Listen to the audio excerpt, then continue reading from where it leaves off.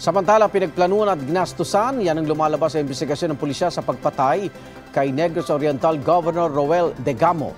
Si House Speaker Martin Romualdez naman, nais malaman kung bakit 5 sa 6 na police escort ni Degamo ay hindi nag-duty noong March 4, ang araw na pinatay si Degamo.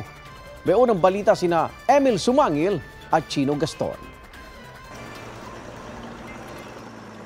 Sa mga kabundukan at liblib na lugar ng Negros Oriental, tuloy ang pagtugi sa iba pang mga sangkot sa pagbatay kay Governor Roel Degamo. Nagdagdag ng puwersa ang 11th Infantry Battalion sa mga checkpoint sa bayan ng Siaton, baluarte ng pamilya Degamo.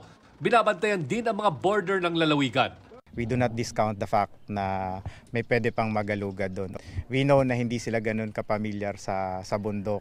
We're utilizing lahat ng kaya para masusugan kung nasasan na yung 4. Tingin ng pamangkin ni Governor Degamo na si Siaton Mayor Cezanne Fritz Diaz. Organisasyon sila. Hindi yun isang tao lang.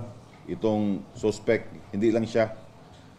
Grupo yan. At bukod sa gobernador, target din daw siya at iba pang mga halal na opisyal. Alam na raw ito ng mga otoridad. Anya, bukod sa politika, mga iligal na aktibidad ang tunay na ugat daw ng mga patayan sa probinsya. Ililipat ang labi ni Degamo sa bayan ng Siaton para sa public viewing sa kadadalhin sa isang family-owned property at ililibing sa Huwebes.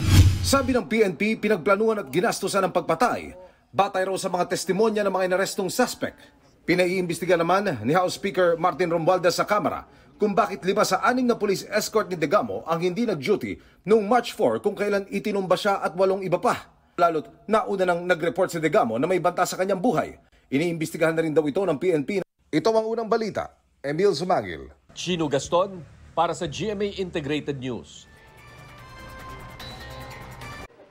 Kapuso, mauna ka sa mga balita. Panoorin ang unang balita sa unang hirit at iba pang award-winning newscast sa youtube.com/GMA News. I-click lang ang subscribe button. Sa mga kapuso naman abroad, maaari kami masubaybayan sa GMA Pinoy TV at www.gmanews.tv.